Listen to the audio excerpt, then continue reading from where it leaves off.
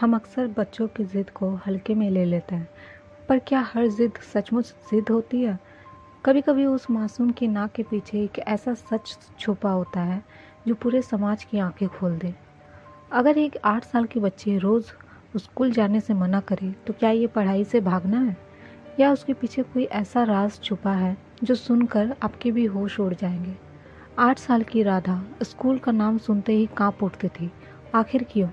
जानने के लिए पूरी कहानी अंत तक ज़रूर देखें। सुबह के 7 बज रहे थे। मोहल्ले की गलियों में कुछ बच्चे बस का इंतज़ार कर रहे थे, कुछ रिक्शे पर बैठ चुके थे। स्कूल बैग्स और यूनिफॉर्म की चमक हर गली में दिखाई दे रही थी, लेकिन शर्मा जी के घर का नज़ारा इससे बिल्कुल उल्टा था। दरवाजे पर बस्ता पड़ा था, जूते एक तरफ फेंके हुए थे और 8 साल की राधा ज़मीन पर बैठी रो रही थी। मैं स्कूल नहीं जाऊंगी, उसकी चीख पूरे घर में गूंज उठी। माँ सुनीता घबराकर उसके पास आई।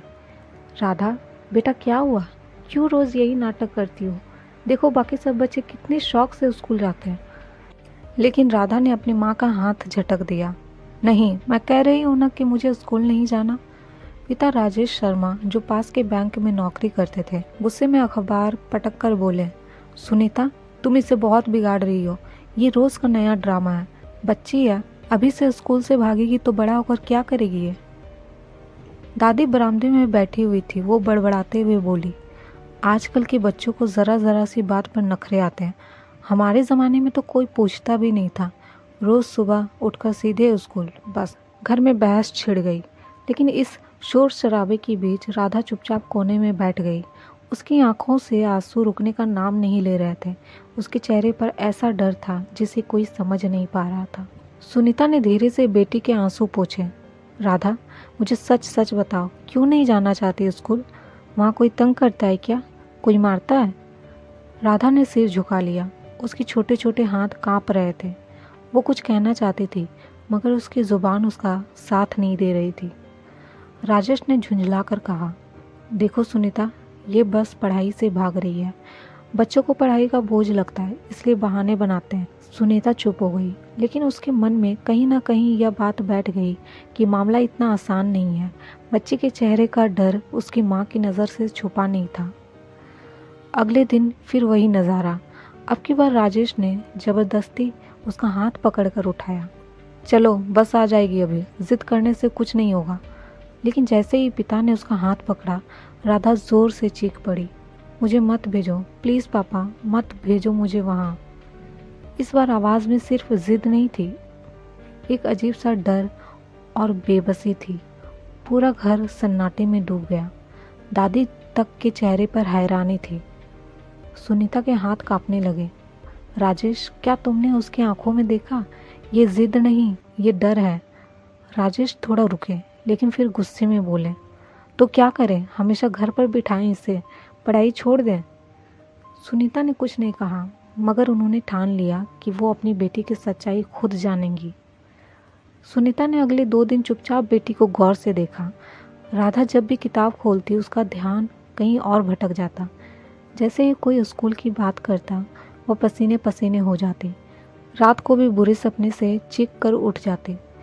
तीसरे दिन सुनीता ने उसे गोद में लेकर धीरे से कहा, बेटा, मैं तुम्हारी माँ हूँ, मुझसे कुछ छुपाने की ज़रूरत नहीं है।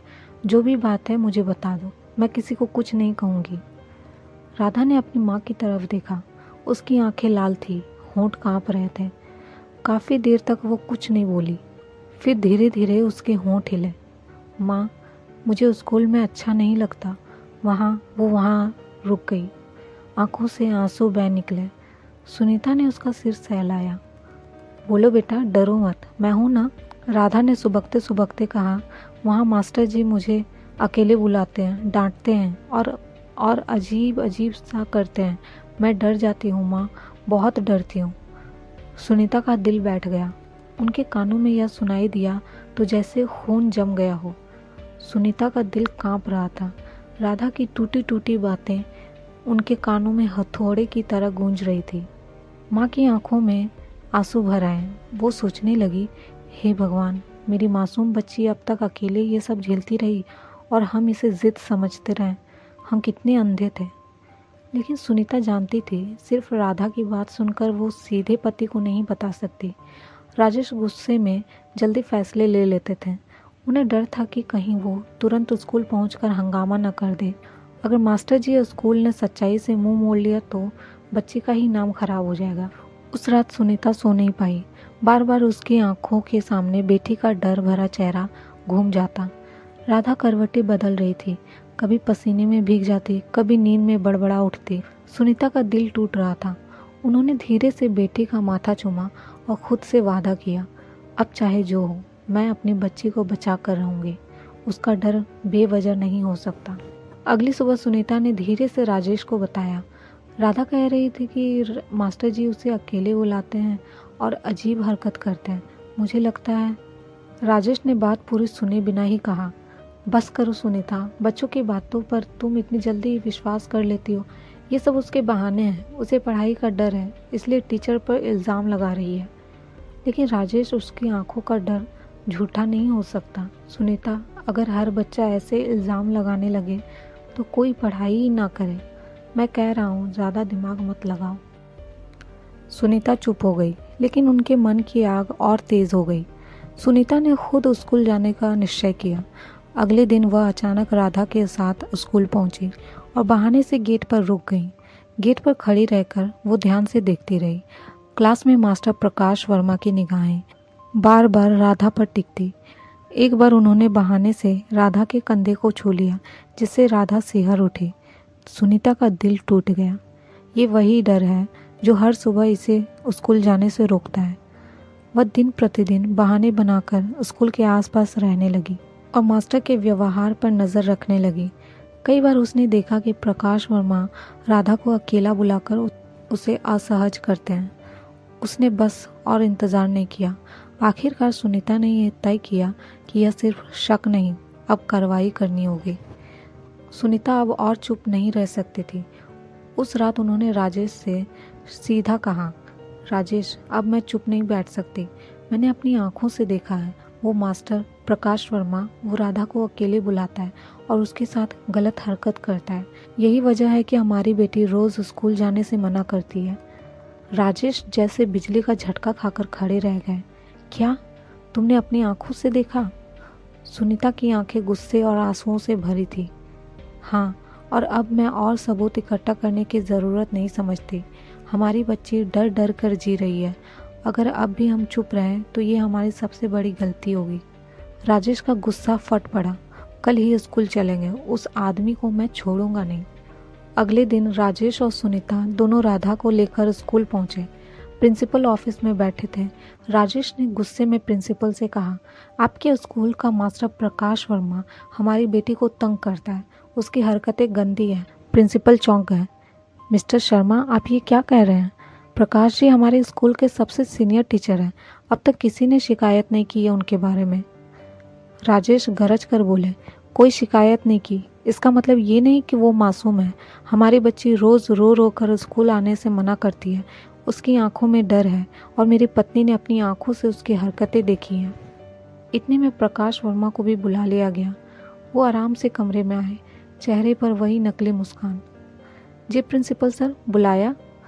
प्रिंसिपल ने अपनी बात रखी। आप पर गंभीर आरोप लगे हैं।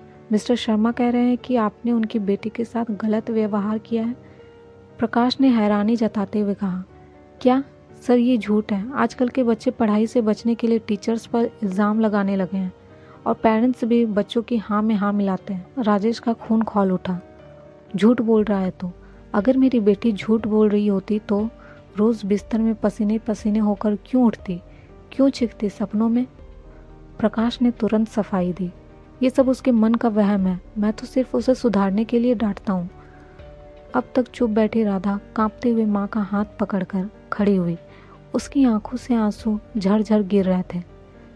नहीं माँ, झूठ बोल रहे हैं ये सबके सामने अच्छे बनकर दिखाते हैं, लेकिन अकेले में मुझे छूते हैं। मुझे इनसे बहुत डर लगता है। कमरे में सन्नाटा छा गया। प्रिंसिपल के चेहरे का रंग उड़ गया। उन्होंने पहली बार बच्चे की कांपती आवाज़ और मासूम आंसुओं को महसूस किया। प्रकाश के चेहरे पर अब नकली हंसी गायब थी। उसका माथा पसीने से भीग गया। ये बच्ची झूठ बोल रही है। मैं राजेश ने उसकी तरफ इशारा करके गरजते हुए कहा, चुप, तेरी असलियत अब सबके सामने आ चुकी है। तूने मेरी बच्ची की ज़िंदगी बर्बाद करने की कोशिश की, अब मैं तुझे कानून के हवाले करूँगा। प्रिंसिपल थोड़ी देर चुप रहे, फिर धीमे स्वर में बोले, मिस्टर शर्मा देखिए, ऐसे मामले स्कूल की इमेज के लिए बहुत खतरनाक होते हैं।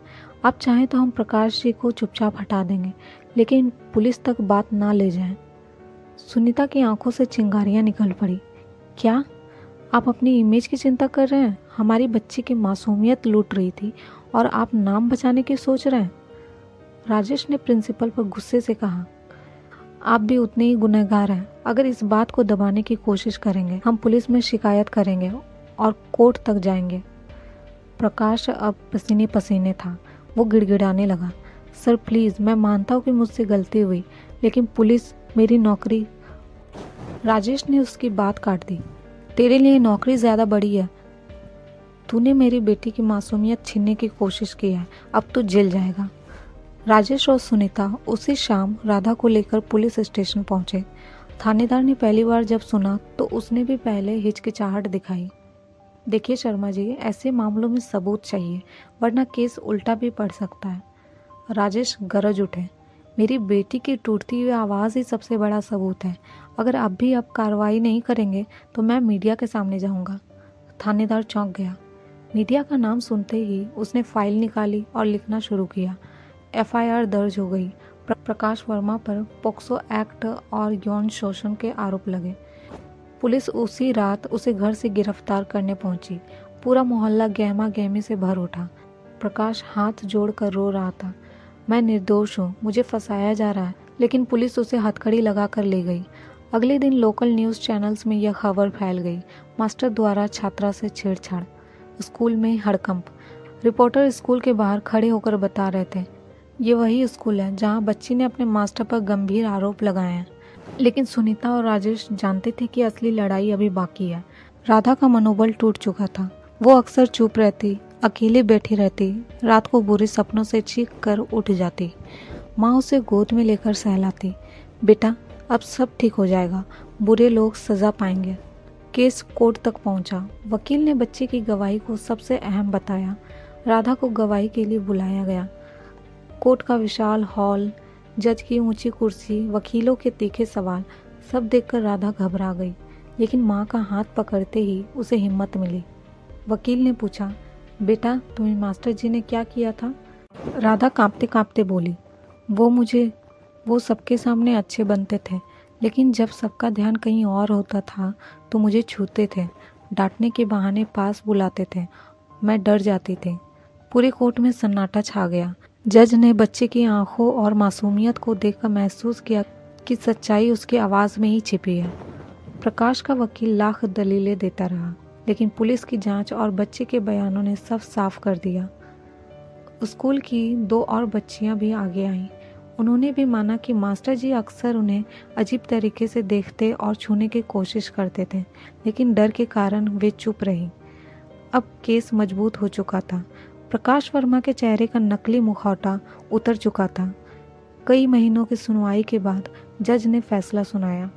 आरोपी प्रकाश वर्मा को दोषी पाया जाता है। उस पर पॉक्सो एक्ट के तहत 10 साल की सख्त सजा दी जाती है। साथ ही स्कूल प्रशासन को चेतावनी दी जाती है कि बच्चों की सुरक्षा सर्वोपरि हो। कोर्ट हॉल तालियों से गूंज उठा। सुनीता ने बेटी को गले से लगा लिया। राजेश की आंखों से आंसू बह निकले। राधा पहली बार मुस्कुराई। उसकी मासूम मुस्कान इस बात का सबूत थी कि अब डर का साया हट चुका है। यह कहानी सिर्फ राधा की नहीं थी, यह उन हजारों मासूम बच्चों की आवाज़ थी जो चुप्पी में सब सहते रहते हैं। यह उन माता पिता के लिए सबक था जो बच्चों की हरकतों को जिद समझकर अनदेखा कर देते हैं। और यह समाज के लिए भी चेतावनी थी कि बच्चों की सुरक्षा से बड़ा कोई मुद्दा नहीं है। दोस्तों, अगर आपको हमारी ये वीडियो पसंद आई हो तो वीडियो को लाइक, कमेंट और चैनल को सब्सक्राइब जरूर कर दीजिए। धन्यवाद।